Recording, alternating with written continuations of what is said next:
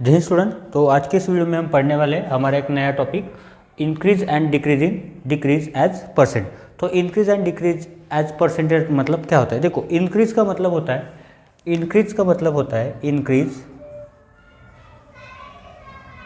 Increase का मतलब होता है बढ़ना। इंक्रीज का मतलब क्या होता है? बढ़ना। इंक्रीज का मतलब क्या होता है? बढ़ना। और डिक्रीज का मतलब क्या होता है? डिक्रीज का मतलब क्या होता है? कम होना। डिक्रीज का मतलब क्या होता है? कम होना। कम होना। देखो, तो परसेंटेज में कभी कभी क्या होता है, परसेंटेज डिक्रीज हो जाता है या फिर परसेंटेज इंक्रीज हो जाता है। तो ये किसके बेसिस पे होता है? जो भी हमारा ओरिजिनल अमाउंट होता है या फिर ओरिजिनल नंबर होता है उसके ऊपर ही या तो एक बढ़ता है या फिर कम होता है, मतलब घट जाता है। तो देखिए, सपोज मेरे पास 10 रुपये है। 10 रुपये है। उस 10 रुपये में मुझे क्या करना है? 10 रुपये में मुझे क्या करना है? एक पेन खरीदना है जिसका कॉस्ट कितना है? जिसका कॉस्ट है 10 रुपीज़। उस पेन का कॉस्ट कितना है? 10 रुपीज़। मतलब ना मेरा अमाउंट बढ़ा है और ना कम हुआ है। देखो, अगर मेरे पास सिर्फ 10 रुपये है, उस 10 रुपीज़ के ऊपर 1 रुपीज़ कॉस्ट बढ़ गया। 1 रुपीज़ कॉस्ट बढ़ गया, मतलब उस पेन का प्राइस हुआ है 11 रुपीज़। मतलब इस 10 रुपये के ऊपर इंक्रीज कितना हुआ? 1 रुपीज़। इंक्रीज कितना हुआ? 1 रुपीज़। तभी जाके इस पेन का कॉस्ट कितना बन गया?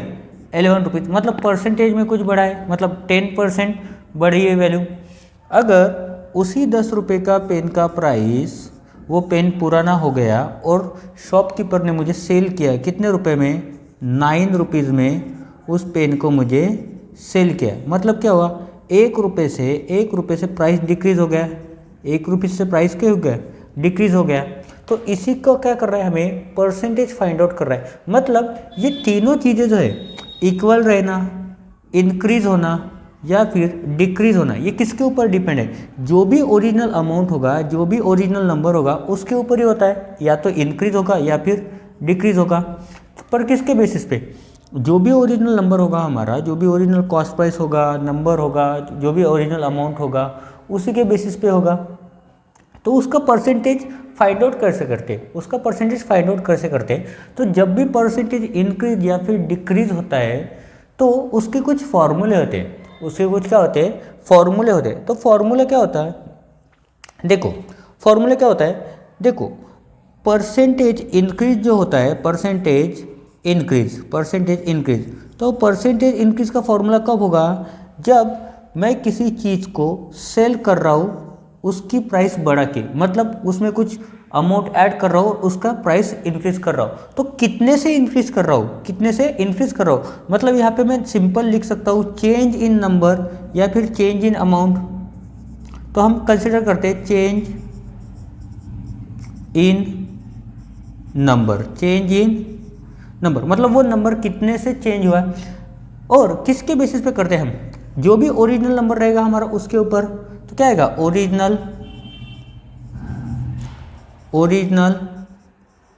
नंबर। क्या होगा? Original number. अभी ये मैंने परसेंटेज इंक्रीज के लिए बोला है। सेम ये किसके लिए यूज होता है? ये होता है डिक्रीज के लिए भी यूज होता है। ये किसके लिए यूज होता है? डिक्रीज के लिए भी यूज होता है। क्योंकि ये एक ही फॉर्मूले में क्या दिया हमें? चेंज इन नंबर, कितने से कम हुआ है या फिर कितने से बड़ा है। उसके बाद किसके बेसिस के ऊपर? ओरिजिनल नंबर जो भी होगा उसके बेसिस के ऊपर। तो मेरा परसेंटेज इंक्रीज और परसेंटेज डिक्रीज का फॉर्मूला सेम रहेगा। क्या रहेगा? इसमें बस वैल्यूज का चेंजेस होगा। उसमें क्या होगा? वैल्यूज का चेंजेस होगा, क्योंकि हमारा ओरिजिनल वैल्यूज है। ओरिजिनल वैल्यू तो चेंज नहीं हो रहा है ना यहाँ पे। ओरिजिनल वैल्यू तो ओरिजिनल ही रहेगा। 10 रुपये का पेन मैंने 11 रुपये में बेच दिया, तो यहाँ पे क्या चेंज हुआ? मेरा सेलिंग अमाउंट चेंज हो गया। ओरिजिनल कॉस्ट प्राइस था मेरा 10 रुपये, पर मैंने उसको कितने में बेचा? 11 रुपये में बेचा। क्योंकि क्या चाहिए था मुझे? प्रॉफिट।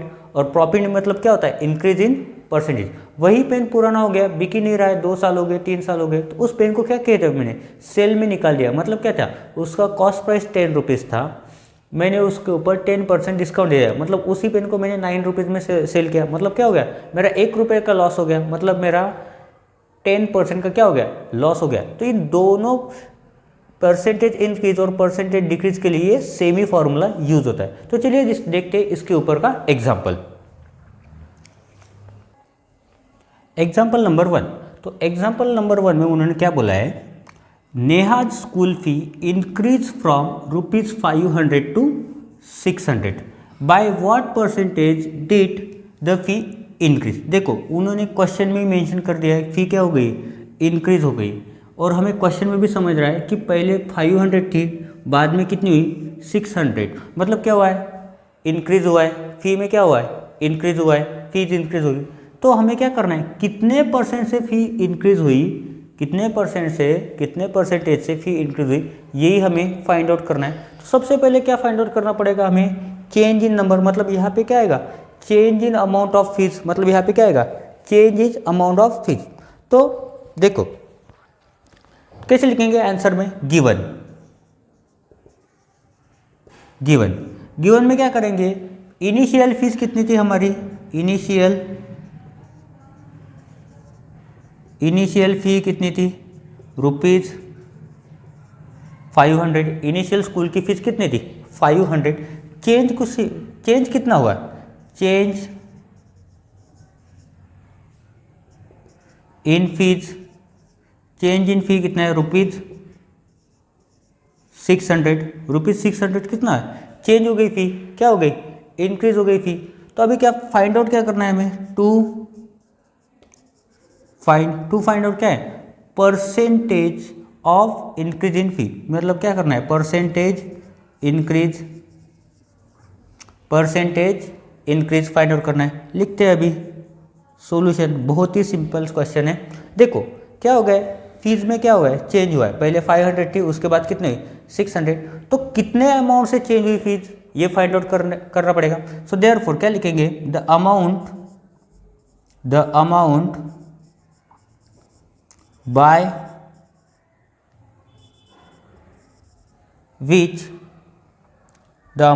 विच स्कूल फी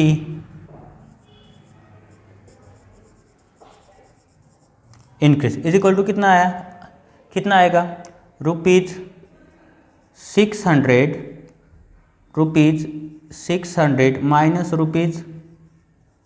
₹500। तो कितने से चेंज हुआ, ₹100 से फी क्या हो गई, इंक्रीज। तो अभी फाइंड आउट करने क्या करना है, फीस कितने परसेंट से इंक्रीज हुई, यही फाइंड आउट करना है। तो लिखते हैं परसेंटेज इंक्रीज, ये क्या करना है, हमें फाइंड आउट करना है, ठीक है। तो इज इक्वल टू क्या आएगा, ये क्या था हमारा, चेंज इन अमाउंट, ये क्या है था, चेंज इन अमाउंट अपॉन क्या आएगा, इनिशियल अमाउंट, क्या आएगा, इनिशियल अमाउंट। अभी क्या करना है, परसेंटेज फाइंड आउट करना है। तो क्या करेंगे, इंटू 100%, इंटू क्या करेंगे 100%, यहाँ पे लिखना भूल गया था, यहाँ पे कर दो इंटू 100%। ठीक है, देखो तो चेंज इन अमाउंट कितना था, ₹100 अपॉन इनिशियल अमाउंट कितना था हमारा, ₹500, मतलब फीस कितनी थी 500, इंटू क्या करेंगे 100। तो देखो कितना आया, 0 0 0 0, ये कैंसिल हो जाएगा, कितना बचा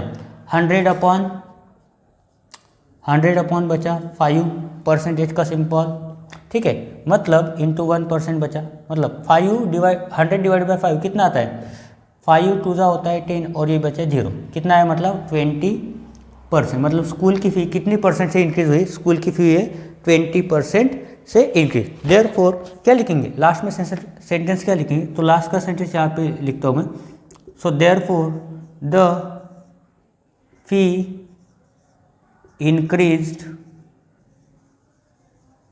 increased by 20%, therefore the school fee increase by 20%। तो ये था हमारा एग्जाम्पल नंबर 1। ओके, तो अभी हम देखते हैं हमारा एग्जाम्पल नंबर 2।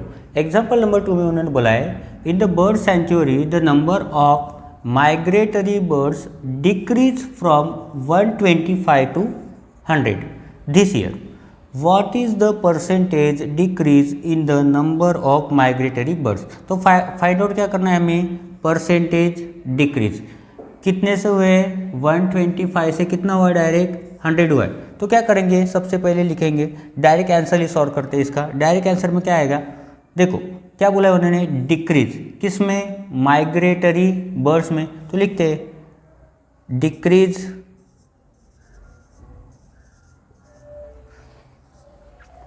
या फिर लिखते हैं, ठीक है, लिखते हैं अभी, डिक्रीज इन माइग्रेटरी बर्ड्स। कितना डिक्रीज हुआ है? 125 में से सिर्फ कितने बचे हैं? 100। मतलब कितने से डिक्रीज हुआ है? 25। इनिशियली बर्ड्स कितने थे? 125। इनिशियली बर्ड्स कितने थे? पहले कितने थे? 125। इनिशियल बर्ड्स कितने थे? 125। तो क्या करेंगे?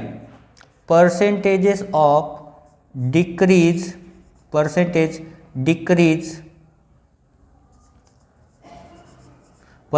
Decrease in migratory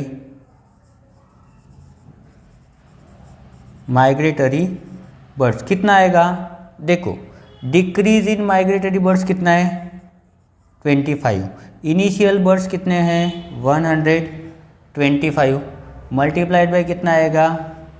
100%। देखो 25 वन जा होता है 25, 25 5 जा होता है 125।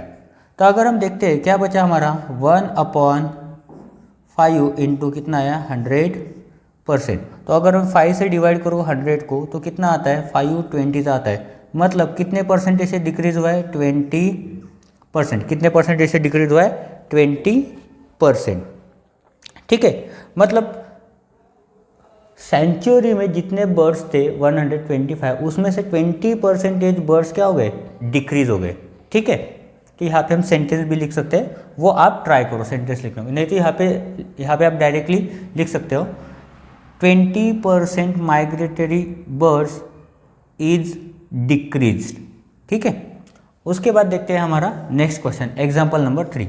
एग्जाम्पल नंबर 3 में उन्होंने बोला है find the percentage increase in the price of car from rupees 3 lakh in the last month to rupees 3,25,000 in the current month। मतलब लास्ट मंथ में कार का प्राइस क्या था? रुपीज़ 3 लाख। ठीक है, मतलब इसको क्या कर सकते हैं हम? गिवन में लिख सकते हैं। गिवन में क्या लिखेंगे? देखो क्वेश्चन पढ़ते उसी के साथ लिखते हैं, find the percentage increase in the price of car from 3 lakh rupees in the last month. मतलब लास्ट मंथ में कितने थी? 3 लाख रुपए। मतलब ये क्या हो गई? Initial price of car is equal to कितनी है? रुपीज़ 3 लाख। उसके बाद कितने से बड़ी इंक्रीज हो गई? रुपीज़ 3,25,000। ओके, तो price of car in current month कितनी है? रुपीज़ 3,25,000। तो चलो फाइंड आउट करते हैं। टू फाइंड आउट करते हैं। क्या फाइंड करना है? क्या करना है? Find the percentage increase. क्या करना है? Percentage increase in amount of car और percentage increase in price of car. लिखते हैं सॉल्यूशन। ठीक है, कितने से बढ़ा है प्राइस? 3,25,000 से बढ़ गया। ठीक है, देखो अभी क्या करते हैं, चेंज